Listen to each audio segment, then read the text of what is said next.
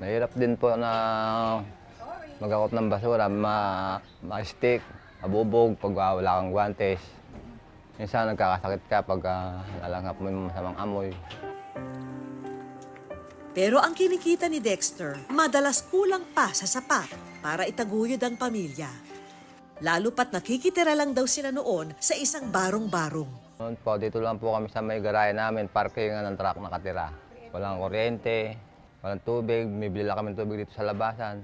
Masakit daw ito para kay Dexter, lalo na't nagsisimula na sila noon ng pamilya. Masakit sa akin bilang magulang na wala akong nabigay sa kanila na pangbiling pangkain. Kahit hirap ng buhay, kinaya ko. Makaraos lang sila. Sa kabila nito, nanatiling tanglaw ng liwanag sa kanyang buhay ang kabiyak na si Donalyn. Sabi niya po kahit mabagal, basta tayong dalawa lang yung magsasama unti-unti. Aangat din tayo. Si Dexter, nagdoble kayo daw noon. Itunuloy pa rin ang trabaho bilang basurero. Bagong luto! Habang si Donalyn naman, Bili na turon! Butche! racket dito, racket doon. Bili ka na, te! Nariyang pati ang pagtitinda ng kakanin, pinasok na rin niya. Imbis na bungangaan ko na lang sa araw-araw, kada sweldo kulang, bakit hindi ko na lang tulungan? At hindi lang daw ang asawa ang kaya ng challenging job. Magandang hapon po. Pati kasi ang pagiging delivery rider, pinasok din ni Donalyn. Naisip ko po, so since may motor naman ako, in demand po ang mga delivery riders. Bakit hindi ko po subukan? Kasi po sabi po nila, nung una, maganda daw po yung kita, maayos po. Tapos tinaray ko po. Sa pahakot-hakot ng basura at patanggap-tanggap ng booking. Mula sa tagpi-tagping barong-barong, nakalipat na sila sa isang disenteng bahay na kanila nang inuupahan.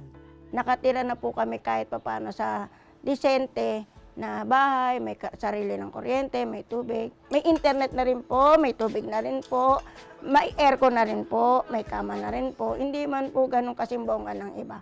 Pero sa sarili ko po lahat po namin yun ay pinaghirapan. Pero higit dito ang pangarap ng mag-asawa, ang magkaroon ng sarili nilang bahay.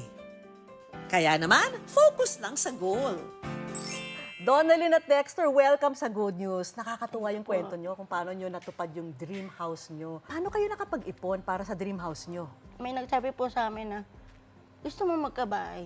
So paano kayo nakapag-save? Ang Anong ginagawa ko, discarding ginawa nyo? siya po, lahat po ng sweldo. Sa akin, with payslip pa po yun. Inientrega talaga buong buo sa Opo. inyo. Ako po, lahat po nakalista po yun. Ang ginagawa ko po, bayad po ng bahay 15. Bayad po ng bahay sa Laguna, katapusan. Nakadetalye po yun. At kahit nag-iipon para sa bahay, hindi raw nila pinababayaan ang edukasyon ng dalawang anak. Sa katunayan, ang panganay nila, aspiring flight attendant pa.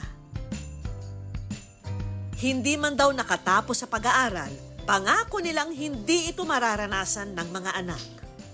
Napakaswerteng anak ko po.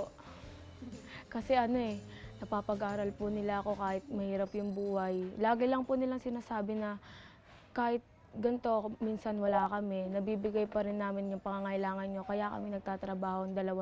At kahit pangaraw basura ang kinabubuhay ng kanyang ama, never daw niya itong ikinahiya sa ibang tao. Proud po ako sa tatay ko. Di naman po nakakaya yung ganang trabaho ng tatay ko eh. Lahat po ng mga kaibigan ko, alam po yun. Pinagmamalaki ko nga po na kahit ganun po, maswerte pa rin po ako kasi meron. At nito nga lang daw, may biyayang sa kanila'y dumating. Na ni sa panaginip ay di nila inasahang matutupad ang pagkakaroon ng sariling tahanan. Tuloy-tuloy po yung luha ko. Tears of joy po yun. Kasi eto na, kahit mahirap pong maghulog buwan-buwan, sobrang dami ng sakripisyo buwan-buwan. Ang Frias family, all smiles na pinatuloy ang Good News team sa kanilang bagong tahanan. Wala pa pong gamit kasi po naka-turnover pa lang po sa amin ng susi. Masaya po ako ngayon. meron na kaming may ipagmamalaki sa aming mga anak. Bakas ang tunay na kaligayahan sa ngiti ng pamilya Frias.